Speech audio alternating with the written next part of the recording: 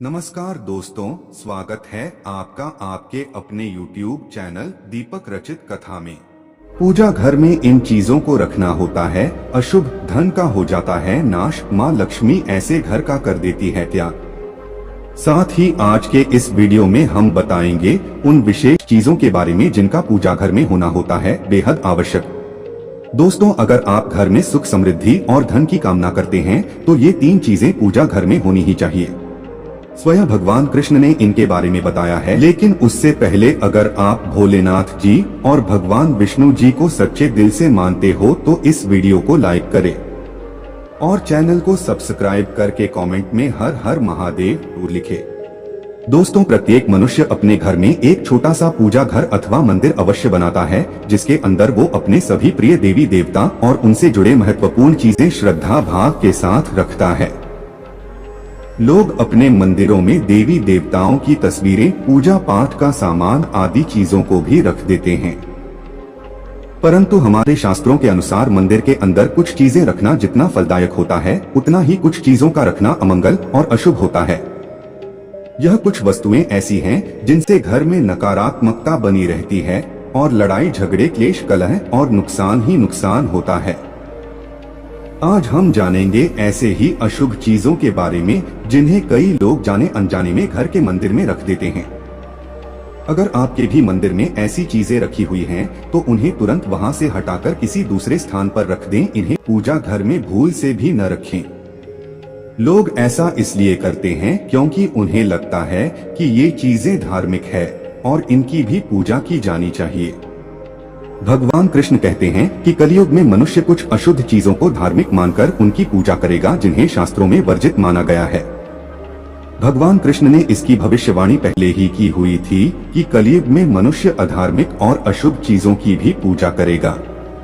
तो चलिए जान लेते हैं हमें हमारे पूजा घर में कौन सी चीजें रखने चाहिए और कौन सी नहीं। दोस्तों, सबसे पहले दीपक और धूपदान के बारे में जान लें। दोस्तों, भारत की परंपरा मिट्टी से जुड़ी हुई है, इसलिए मंदिर में पारंपरिक मिट्टी का दीपक अवश्य होना चाहिए।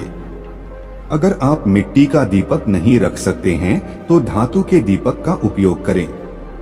अगर भगवान में आपकी आस्था ज्यादा हो तो आप उपले पर गुड़ और घी रखकर उसका दूध भी दे सकते हैं। ऐसा करने से घर में सुख शांति बनी रहती है। दूसरी चीज है स्वास्तिक। घर के मंदिर में स्वास्तिक अवश्य होना चाहिए। आप इसे रोली से बना सकते हैं। स्वस्तिक आपके घर की शक्ति, सौभाग्य, समृद्धि और शुभता का प्रतीक माना जाता है। यही मुख्य कारण है कि कोई भी शुभ कार्य करने से पहले स्वास्तिक का चिन्ह अवश्य बनाया जाता है। तीसरी चीज है कलश। भगवान कृष्ण कहते हैं कलश सुख और समृद्धि का प्रतीक है। अपने मंदिर में रोली कुमकुम से स्वस्तिक बनाकर उस पर मंगल कलश अवश्य रखें। ऐसा करने से घर में सदैव समृद्धि बनी रहती है और ऐश्वर्य की प्राप्ति होती है। चौथी जीत है शंख। बहुत ही कम लोग जानते हैं कि शंख की उत्पत्ति समुद्र मंथन के 14 रत्नों के साथ हुई थी। इसी कारण माँ लक्ष्मी को अत्यंत प्रिय है। शंख की ध्वनि से सकारात्मक ऊर्जा का संचार होता है, इसलिए मंदिर में शंख अवश्य होना चाहिए। श्रम की उपस्थिति से माँ लक्ष्मी प्रसन्न होती हैं और घर में कभी भी धन की कमी महसूस नहीं होती। 5वीं जीत है दी। मंदिर में आपने घंटे अवश्य देखी होगी। घंटी को बहुत ही शुभ कारक माना जाता है। जिस घर के मंदिर में घंटी की आवाज होती है वहाँ का वातावरण शुद्ध और पवित्र बनता है। जिस घर में पूजा के दौरान घंटी बजाई जाती है उस घर के आसपास की सभी नकारात्मक शक्तियाँ दूर हो जाती हैं और साथ ही सुख समृद्धि के द्वार खुलने लगते हैं। तो दोस्तों, ये वो चीजें हैं जिन्हें घर के मंदिर में जरूर रखना चाहिए। आइए अब जान लेते हैं कि घर के मंदिर में कौन सी चीजें कभी भी नहीं रखनी चाहिए। सबसे पहली बार गणेश जी की विषम संख्या में मूर्तियां। दोस्तों, पूजा घर में कभी भी गणेश जी की मूर्तियां 1, 3, 5 ऐसी विषम संख्या में न रखें। अपने मंदिर में गणेश जी की केवल 2 मूर्तियां रखें, इसे शुभ माना जाता है। अगर आप अपने मंगल की कामना करते हैं तो गणेश जी की मूर्ति मुख्य द्वार पर अंदर की तरफ मुंह करके लगा। कई लोग यह गलती करते हैं कि मुख्य द्वार पर गणेश जी की मूर्ति बाहर की ओर से मुख करके लगा देते हैं, जिससे उन्हें काफी नुकसान का सामना करना पड़ता है। आप चाहें तो मुख्य द्वार के दोनों ओर लगा दें या फिर मुख्य द्वार के अंदर की ओर लगाएं, लेकिन सिर्फ बाहर की ओर कभी भी नहीं लगानी चाहिए। दूसरी चीज, टूटे हुए चावल। अपने मंदिर में कभी भी टूटे हुए चावल बिल्कुल न रखें। इसके साथ ही पुराने चढ़ाए हुए चावल अधिक समय तक न रखें, यह नकारात्मक ऊर्जा फैलाते हैं। यह भी ध्यान रहे कि आप मंदिर में रखने वाले चावलों का इस्तेमाल हल्दी में भिगोकर ही करें, इससे अधिक शुभ परिणाम मिलेंगे। तीसरी चीज है पूर्वजों की तस्वीर। अगर आपके घर के मंदिर में आपने पूर्वजों की तस्वीर रखी हुई है तो उसे तुरंत वहां से हटा दें, क्योंकि वास्तुशास्त्र के अनुसार पूजा घर में मृत परिजनों की तस्वीरें रखना अशुभ माना जाता है। इसे अशुभ परिणाम प्राप्त होते हैं। मृतक परिजन पूजनीय और सम्माननीय हैं, किंतु उनका स्थान देवताओं के बराबर नहीं है।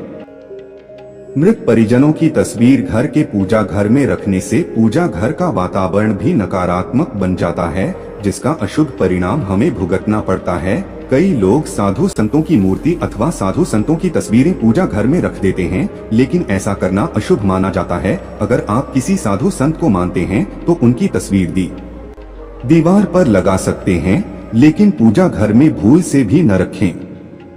अगला है भैरव जी और शनिदेव की मूर्ति। घर के मंदिर में भैरव जी, शनिदेव अथवा काली माता की मूर्तियां भी नहीं रखनी चाहिए। इसी के साथ ही माता लक्ष्मी की खड़ी हुई मूर्ति की पूजा नहीं करनी चाहिए। माता लक्ष्मी सदैव बैठी हुई मुद्रा में होनी चाहिए, तो इस प्रकार से पूजा घर में इन मूर्तियों को नहीं रखना चाहिए। आइए अब जानते हैं उन विशेष वस्तुओं के बारे में जो आपके पूजा घर में जरूर होनी चाहिए। इन चीजों के पूजा घर में होने से घर में होती है धन की वर्षा माँ लक्ष्मी करती है। इसे घर में स्थायी रूप से वास। दोस्तों, पहली चीज है गंगाजल। हमारे शास्त्रों में गंगाजल को अत्यंत पवित्र माना गया है, इसलिए पूजा घर में गंगाजल का होना अत्यंत आवश्यक है।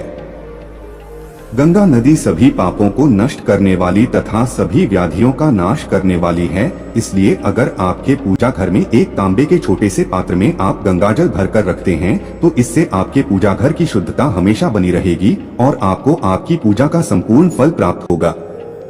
दोस्तों, दूसरी चीज है कलश। शास्त्रों में कलश को पूर्णता का प्रतीक माना गया है। चाहे वो सत्यनारायण की पूजा हो, दीपावली हो, नवरात्रि का पर्व हो या फिर किसी भी प्रकार का उत्सव, मांगलिक कार्य हो, कलश की स्थापना किए बिना सब कुछ अधूरा माना गया है। पूजा में कलश का उपयोग देवताओं का आवाहन करने के लिए किया जाता है। ईश्वर के सामने तांबे के कलश में पानी भरकर रखना इतना शुभ होता है कि अगर हम अपनी रोज की पूजा करते समय भगवान के सामने तांबे के कलश में पानी भरकर रखें तो उसका चमत्कारी प्रभाव हमें अवश्य देखने को मिलता है। इसके लिए मुख्य रूप से तांबे के कलश का उपयोग करें।